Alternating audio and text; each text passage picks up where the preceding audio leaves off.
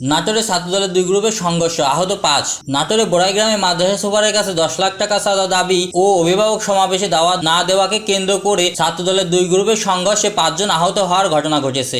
বৃহস্পতিবার 22 মে দুপুরে উপজেলার তিরাইল ইসলামিয়া দাখিল মাদ্রাসার মাঠে এই সংঘর্ষ ঘটে। পরে খবর পেয়ে ঘটনাস্থলে পুলিশ গেলে পরিস্থিতি নিয়ন্ত্রণে আনে। এই ঘটনায় উভয় পক্ষের আহত ছাত্রদল কর্মীরা হলেন তিরাইল গ্রামের শাকিল হোসেন, হৃদয় হোসেন, ইয়ামিন হোসেন, রিয়াদ হোসেন, ইয়াসিন আরাফাত, সাকিব। আহতদের বিভিন্ন ক্লিনিকে প্রাথমিক চিকিৎসা দেওয়া হয়েছে। স্থানীয় সূত্রে জানা গেছে, সম্প্রতি মাদ্রাসায় চাকরিচ্যুত সুপার মাওলানা আব্দুল হুসাইন সায়েদি আদালতে রায় পেয়ে পুনরায় যোগদান করেন। কিন্তু মাদ্রাসায় আসতে হলে ইউনিয়ন ছাত্র দলের সভাপতি শিহাবুদ্দিন শিমুলকে 10 লাখ টাকা চাঁদা দাবি দিতে হবে বলে তিনি জানান।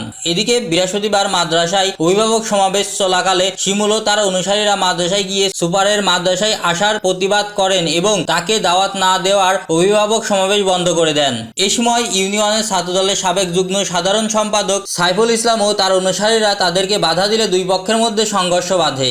মাদ্রাসা সুপার মাওলানা আব্দুল হুসাইন বলেন, আদালতের রায় পেয়ে আমি মাদ্রাসায় যাচ্ছি, কিন্তু শিমুল আমার কাছে 10 লাখ টাকা চাঁদা দাবি করেন, অন্যথায় মাদ্রাসায় যেতে নিষেধ করেন। আজ তারাই মাদ্রাসায় এসে অভিভাবক সমাবেশে ঝামেলা করেছে। এ ব্যাপারে মাঝগাঁও ইউনিয়ন ছাত্রদলের সভাপতি শিহাবুদ্দিন শিমুল বলেন, দীর্ঘদিন মামলা চালানোর কারণে মাদ্রাসায় 10 থেকে 12 লাখ টাকার ক্ষতি হয়েছে। আমি সেই টাকা দিয়ে সুপারকে মাদ্রাসায় আসতে বলেছি, আমি নিজের জন্য কোনো টাকা চাইনি। এ বিষয়ে জানতে চাইলে বড়াইল উপজেলার নির্বাহী অফিসার ইউএনও ও অভিভাবক সমাবেশের প্রধান অতিথি লায়লা জান্নাতুল ফেরদৌসী বলেন, আমি অনুষ্ঠানস্থলে যাওয়ার পূর্বেই দুই গ্রুপের সংঘর্ষ হয়, সেখানে হাতাহাতি ঘটনা ঘটেছে বলে জানতে পেরেছি। আমি ঘটনাস্থলে উপস্থিত হয়ে পরিবেশ শান্ত দেখেছি। বোড়াইগ্রাম থানা পুলিশের ভারপ্রাপ্ত কর্মকর্তা ওসি গোলাম সরোয়ার হোসেন বলেন, দুই পক্ষের সংঘর্ষের খবর পেয়ে ঘটনাস্থলে পুলিশ পাঠানো হয়। এ ব্যাপারে লিখিত অভিযোগ পেলে প্রয়োজনীয় ব্যবস্থা নেওয়া হবে।